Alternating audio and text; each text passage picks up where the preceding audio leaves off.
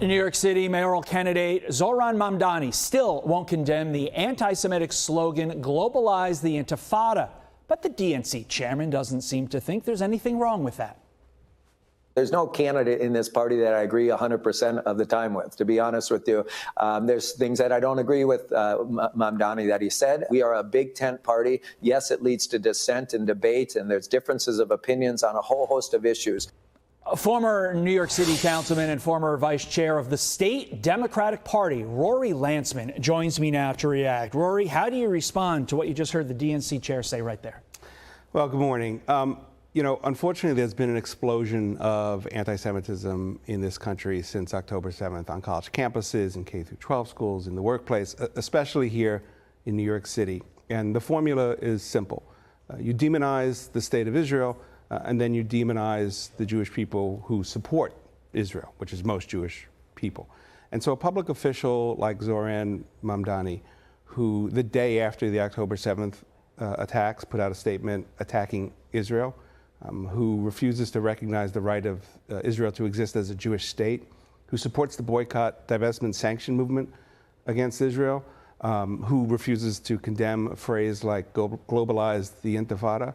He is directly contributing to the anti-Semitism that we're experiencing here in New York, and he has no place in public life, and certainly not in the Democratic Party, in my view. And there are a number of Jewish Democrats who agree with that, prominent ones. These are House Democrats that are Jewish, sounding the alarm on Mamdani. Congresswoman Debbie Wasserman Schultz saying to not be willing to condemn the term globalize the Intifada, it just demonstrates his callous disregard for anti-Semitism, terrorist activity. It's really terribly disturbing and potentially dangerous.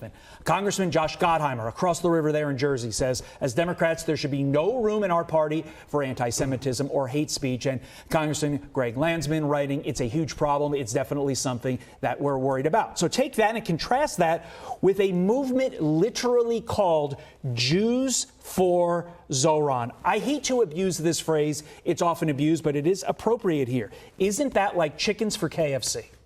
It's really hard to explain and hard to understand. It's important for people who are not Jewish, people who are not in New York City, to understand that that represents a small minority of the Jewish community, and they're entitled to their views. It's inexplicable to me how a Jew could not believe that Jews have the right to self-determination in their historic homeland, and that Jews who believe in that should not be demonized on a college campus or in the workplace.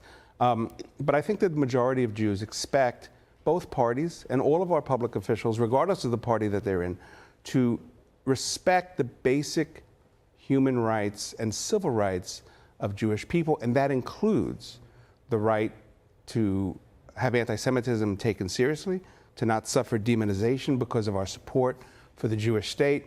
And I would call on all Democrats to respect the needs and safety of the Jewish community at the same level that we respect the safety and the needs of every community. Just quickly, before we let you go, will Mamdani's win in the primary and potential win in November deepen the turmoil within the Democratic Party so much that nationally, this is your party, could you end up losing the midterms because of this, in the midterms that historically the party out of power, which in this case is the Democrats, are supposed to win?